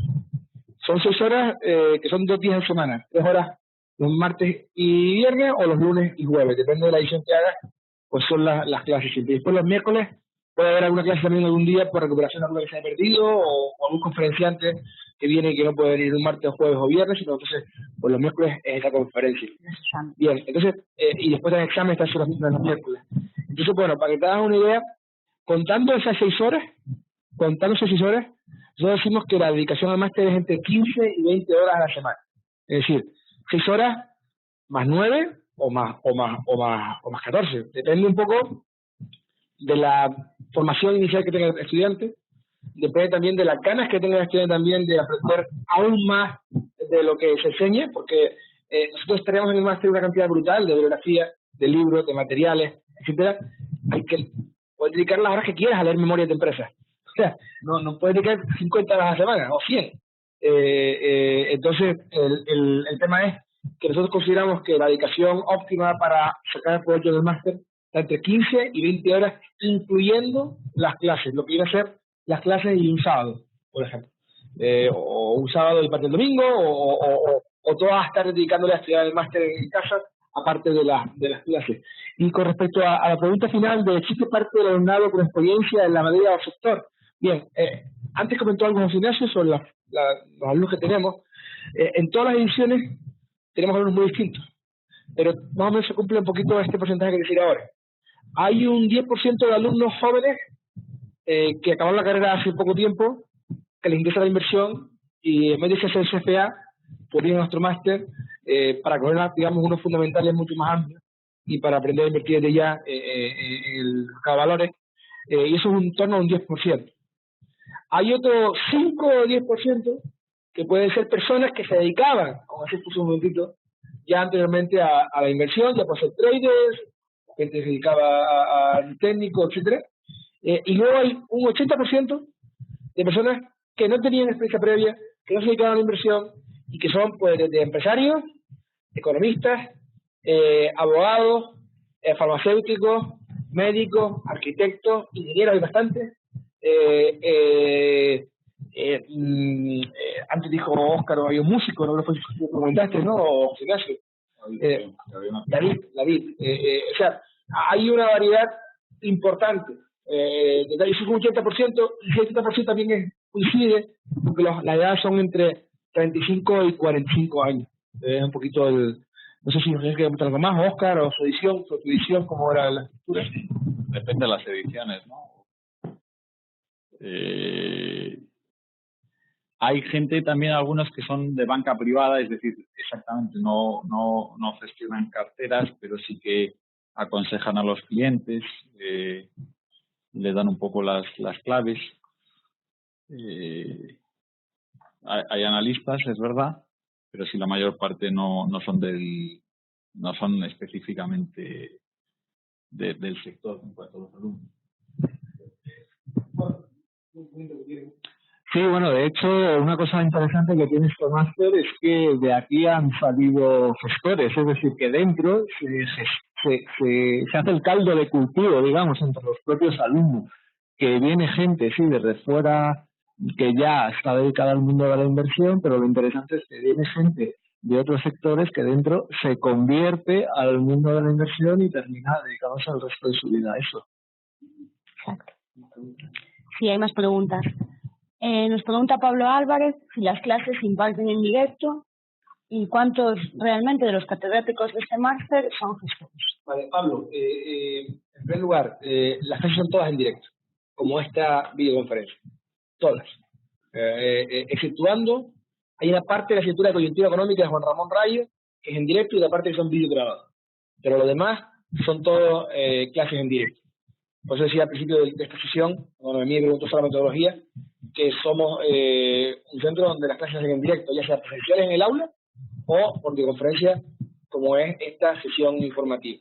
Y con relación a la pregunta, ¿cuántos hay gestores entre los profesores? Aquí cuando comenté a los profesores, hay gestores, hay varios gestores, hay varios analistas y hay varios inversores. Porque no solamente hay gente que gestiona carteras, digamos, en el mercado, sino también hay personas que son gestores de sus carteras privadas, ya sea familiares o de amigos. Entonces, bueno, así, si no se quiere contar algo más respecto a eso. Sí. Bueno, la diferencia entre gestor y analista básicamente es una cuestión en parte de experiencia. Es decir, normalmente no vas a entrar gestionando, sino que te vas a foguear como analista. Y en parte de, o sea, no digo solo experiencia, sino, bueno, oportunidad profesional, que te pongan o no te pongan. El caso de Luis Fañanas para mí es evidente, es decir, era uno de los mejores analistas de Europa y ahora está gestionando. ¿Era mejor Luis ahora? No necesariamente. Eso son etapas de la vida.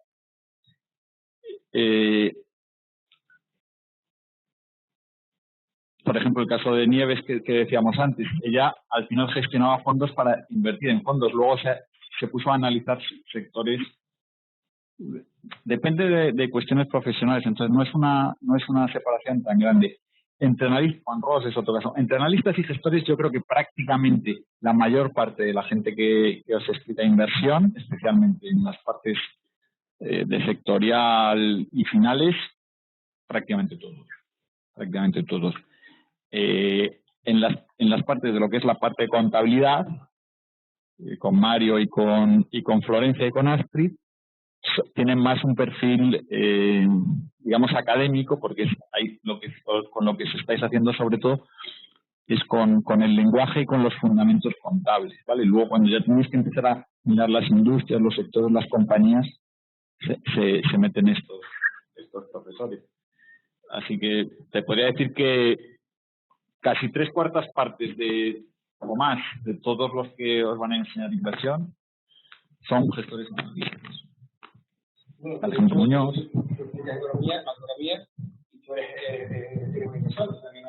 Sí, no solamente... sí, bueno, claro, luego ya que están los que no nos dedicamos profesionalmente a esto, sino que invertimos de forma particular. Que también habría otros más.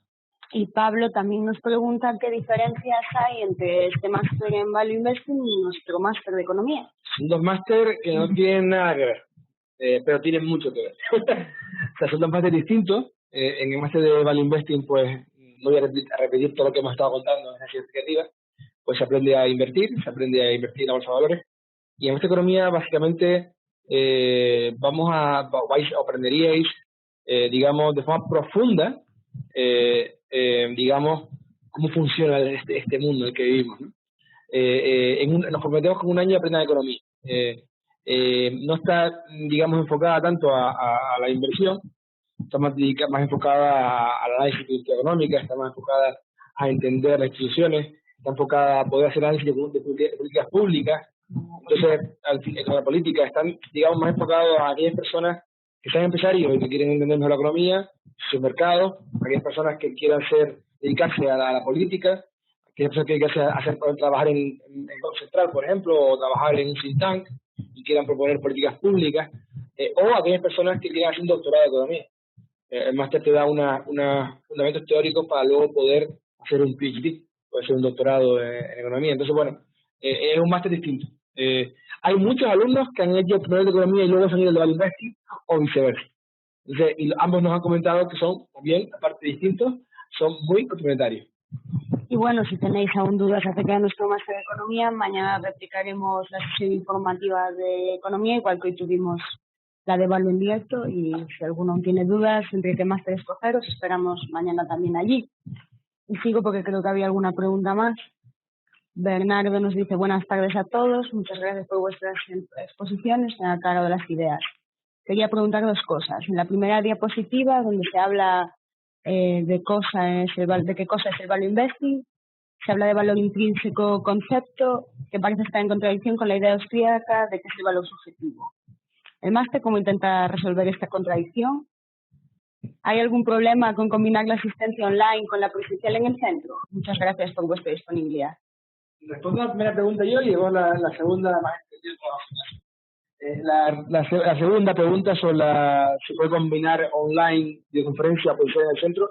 Es totalmente compatible, es decir, el alumno decide venir mañana a clase presencial y aquí está en presencial, y el alumno decide seguir online, sigue online. O sea, no tienes que elegir la forma que vas a hacer el máster. Entonces el máster, y cuando quieres venir al aula vienes, y cuando quieres estar en tu casa, te quedas en tu casa. Lo vas a poder seguir igual.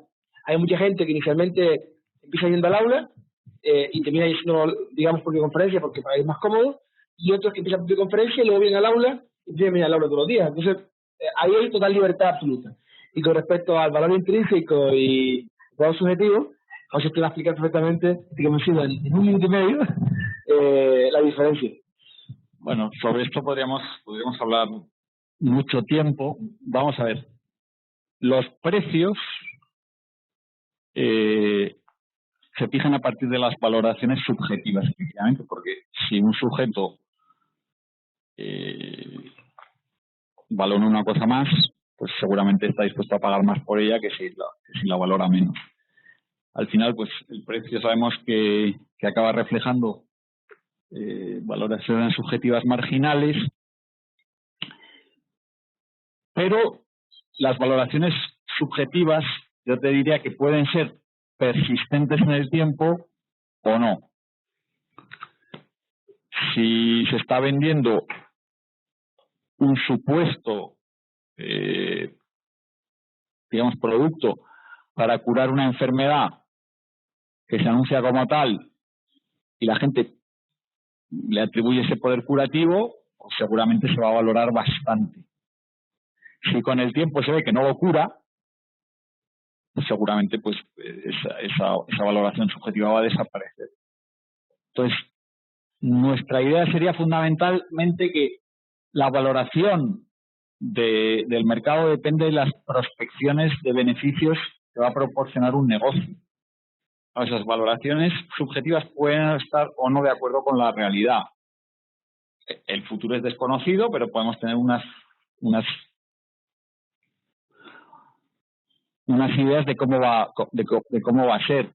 Pues básicamente la valoración intrínseca, la valoración fundamental, lo que te dice es, hombre, en el largo plazo va a ser esta parte la que va a acabar determinando las valoraciones. No sé si sería subjetivas, pero que vienen determinadas por las cualidades del... Exactamente, es decir, con el tiempo, claro, es un poco como invertir en el fútbol, es decir, el primer año puede haber muchos jugadores que prometen y otros que sean un bluff.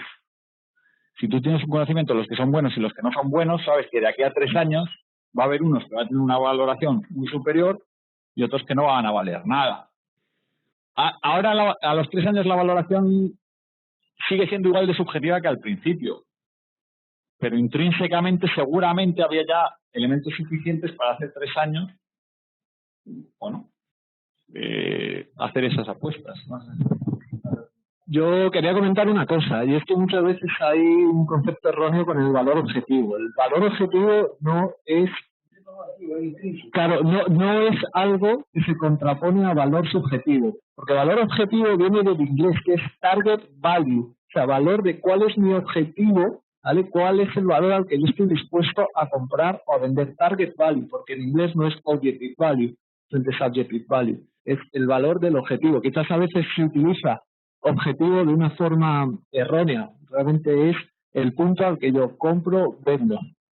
La reflexión que quería hacer. Pero está genial la canción de Oscar, pero cuando Jesús ponía en narrativa, valor intrínseco se refería a cualidades que tiene esa empresa que hacen sospechar que el valor subjetivo de la misma en el largo plazo va a ser alto o elevado. ¿Vale? Esa sería un poquito la principal razón. Si la medicina cura, como decía Ignacio, pues cura.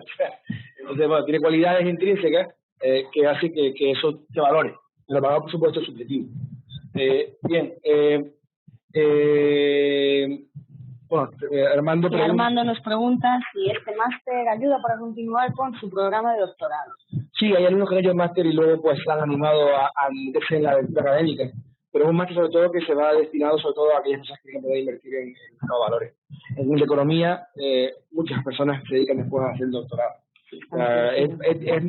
Hay alumnos del máster de Value Investing que luego están haciendo doctorado, pero no es lo normal. Y Pablo Álvarez nos pregunta si recomendamos el máster para alguien que se quiera dedicar a la gestión de manera profesional. Vale, pues sí, aunque se puede preguntar un poquito mejor. Yo y Oscar también, o sea, yo creo que si hay que se dedicar de manera profesional, yo le recomendaría 2 cosas. Hacer un CFA, hacer el CFA, creo que es un certificado que te ayuda después a entrar en diferentes empresas, y hacer este máster, porque aquí vas a aprender lo fundamental y a aprender realmente de forma profunda. Yo creo que se recomendaría esas 2 cosas, no sé, José Ignacio, Oscar. Sí, o sea, yo creo que es súper recomendable porque te da unos conocimientos que te permiten ejercer esa profesión con éxito. Básicamente esa es la principal. Por eso yo creo que es difícil no recomendarlo a alguien. Ahora, si me estás diciendo, con este máster yo me puedo dedicar profesionalmente porque voy a convencer a banqueros o inversores particulares de que me pongan en una situación para gestionar, bueno, eso ya no, claro, eso es una cuestión institucional, va a depender de muchas cosas, de cómo seleccionen ellos a los candidatos, de qué contactos puedas tener, etcétera. Hay alumnos nuestros que han entrado a la lista de fondos, en verdad son todavía fondos de Value Investing. Sí, bueno, yo estoy de acuerdo ya con todo lo que han comentado y lo que hemos comentado antes, que de aquí se han creado gestores, o sea, han salido gestores profesionales, o sea, que creo que los ejemplos son claros y creo que además que están en la web y tal. En ese sentido es un sí rotundo. Sí, José Benito, que está pasando de máster ahora, pues Alfonso Guerra. Edición y ahora es gestor de True Value, ¿no? Junto a Alejandro Estebarán, que también en una edición participó con nosotros. Y luego Alfonso Guerra, que nos pasó el máster ahora, es nuestro, y es realmente un gestor, es en Private Banking en Santander. Es de esos casos que comentaba Oscar, ¿no? Sí. Que tenía una profesión muy distinta antes de entrar al máster y una vez pasado por el máster, pues le dedica su vida. Sí. Nosotros cuando muchas decimos que el máster cambia la vida de las personas, no lo decimos como eslogan publicitario, lo decimos porque es que todo el mundo, es una cosa que nos ha repetido los alumnos muchas veces, o sea, es que esto me ha cambiado por completo, no solamente a lo que me gusta, me quiero dedicar, sino también a cómo veo el mundo, en todos los aspectos. Y luego pregunta, ¿las clases se graban en su caso, en caso de no se pueda asistir? Sí, se graban todas las clases. De hecho, esta sesión explicativa se está grabando, si no me equivoco, y mañana recibiréis en un email, podéis volver a ver, si queréis, podéis volver a verla, y además, como la vais a recibir, va a ser también como se reciben en el futuro las clases para volver a verlas. Lo único es que nosotros, aquellos alumnos que faltan a clase, o no faltan a clase, solo les dejamos pedir el 30% de las clases grabadas. Primero, porque es un tema de no queremos dar el producto grabado entero para completo, aunque consideramos también que aunque se dice grabado entero, quien lo vea no le va a sacar el provecho necesario comparado con asistir a clases. Y segundo, porque como acumules muchas clases sin verlas y quedas grabadas, que es lo principal realmente, no vas a poder seguir el máster. Es decir, este mes y medio no hay clase, ya el mes que viene veo todo grabado y luego continúo. No, vas a abandonar el máster, va a ser imposible que te enganches al máster. Esa es realmente la principal razón por la que no damos más del 30% para desincentivar a gente que se dediquen a decir, bueno, pues ya voy viendo las clases grabadas y cuando pueda y tal, porque entonces nosotros no podemos garantizar en ningún momento el éxito, y de hecho, cuando eso ha pasado, incluso cuando han llegado al 30% tal, pues han fracasado en el intento. Y nosotros, un fracaso de un alumno es un fracaso nuestro. Y por último, Bernardo nos da las gracias, dice que entiende perfectamente, intrínseco, por tanto, lo entiendo que hay que entenderlo con respecto al tiempo y la realidad. Y dice, quería preguntarle a Óscar, como alumno, si al final la experiencia con el máster fue positiva con respecto a sus expectativas y si lo recomendaría. Bueno, pues para haceros una idea, mi background no tenía mucho que ver con el tema financiero desde el punto de vista de estudios, porque yo soy ingeniero. Aunque sí que es cierto que llevaba ya tiempo invirtiendo cuando entré. Y esto sí que hacía que estuviese todavía más alta la expectativa del máster. Pero digamos que no esperaba tener solamente un nivel básico, esperaba que me aportasen algo que no me habían aportado 10 años invirtiendo. Y sin duda es un rotundo sí. O sea, he aprendido muchísimo. He aprendido mucho no solo de la inversión, sino de entender el mundo, entender relaciones entre diferentes factores que nos rodean. Y a mí me ha valido bastante mi trabajo también, desde el punto de vista de la gestión de empresas, etcétera. Entonces, para mí es algo que es una oportunidad única en la vida para aumentar los conocimientos. Muchas gracias, Óscar. Hay una pregunta más, pero sí, puntúa la asistencia. Bueno, nos pregunta otra vez John que si puntúa la asistencia y si hay que hacer un trabajo para recuperar esa puntuación como en el máster de economía. No, yo digo como puntúo yo, pero supongo que los profesores puntuarán parecido. Yo hago una ponderación entre examen, asistencia, participación en foros, interés y actividad. Vamos, o sea, asistencia lo que es que vengas a la clase y luego que participes, que tenga interés, en los foros, etcétera. Entonces todo puntúa. Lo que no sé si hay recuperación de decir, yo quería sacar un 10, entonces como he faltado 4 clases, no voy a poder sacar más de un 9,5, tal. Hombre, no sé, si hablases en ese caso conmigo, si hubieses muchísimo interés en mejorar la nota, pues yo no tendría inconveniente si me justificas la falta por asistencia. Vamos, no... Entiendo, John, que eres alumno de máster de economía. Bien, el máster de economía tiene, digamos, otros baremos y otras formas de controlar la asistencia al de Value Investing. En la economía sí puedes ver las clases grabadas, aquellos que utilicen la modalidad online, pero en el Value Investing, en el caso del Investing, tienes que tener la asistencia. Por eso en la economía sí que te exigen mandar trabajos para recuperar las clases que faltan, aunque la haya grabado. Entonces, es para garantizar que la forma de invertir que yo tengo es si un valor no tiene el potencial de multiplicar por 2 en 3 años, no lo cojo. Y no todos tienen éxito de conseguirlo implementándolo, pero es una mayoría, no siempre en 3 años, algunos en 2, otros en 4, y los que acaban no teniendo éxito suelen compensarse con los que tienen más éxito.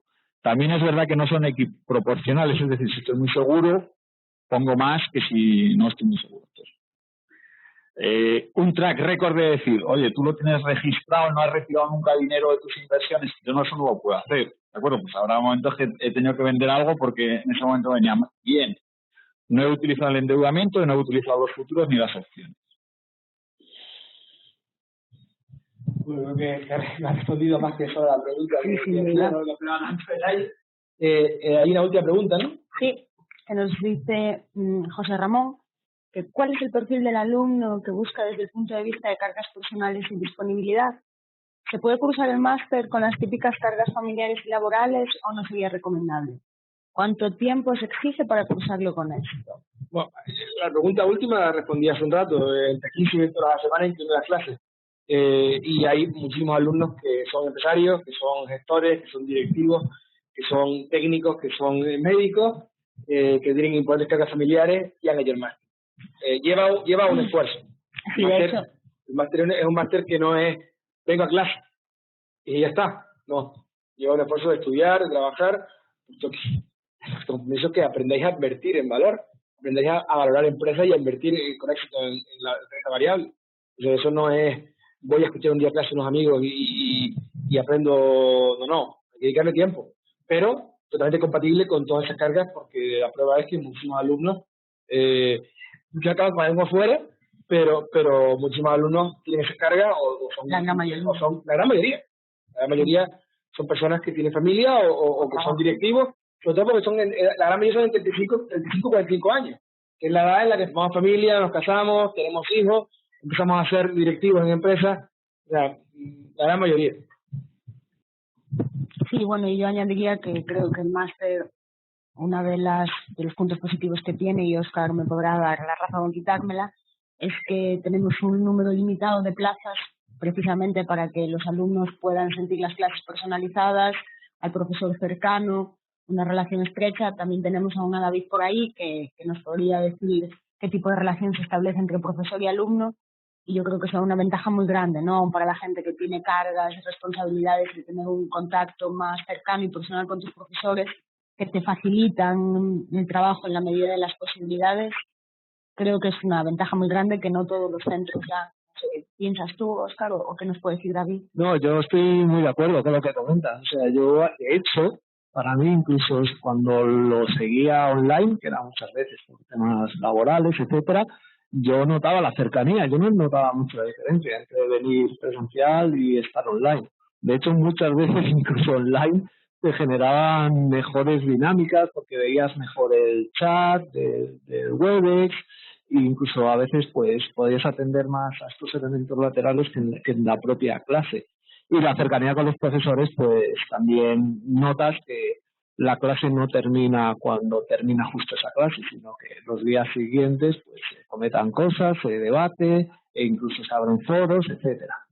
Y de hecho, una de las cosas importantes de nuestra metodología online es que aquellos que tienen cargas familiares, veis hasta un centro en la Latina o algunas conferencias que son en Arturo Soria, venir hasta allí o hasta aquí, eso es un coste de oportunidad importante, porque trasladarse 1 hora en Madrid, 6:30 de la tarde hay que moverse de la oficina allí, hay tráfico, después volver a casa tarde por la noche, pues mucha gente se va a su casa o en su propia oficina lo sigue y ahorra un montón de costes con respecto a otros programas que perderías mucho más tiempo. O sea, el tiempo que vas a perder transportándote para el tema presencial lo vas a ganar estudiando. Que es, David, o sea, ¿algo que comentarnos? Sí, bueno, sencillamente añadir un poco a lo que ha dicho Óscar, que bueno, los profesores estamos encantadísimos de que nos escribáis. Es decir, para mí es un verdadero honor y un privilegio, después de una clase que me planteen dudas pues inteligentes, que me pongan incluso en un aprieto, que después efectivamente luego surja pues una conversación, un hilo en un foro o pues en emails, ¿no? Donde se profundiza sobre cuestiones. O sea que yo creo que todos los profesores, todos mis compañeros estamos encantados de poder tratarnos, de poder debatir, de escucharos, de atenderos y dedicaros el tiempo que necesitéis. Muchas gracias, David.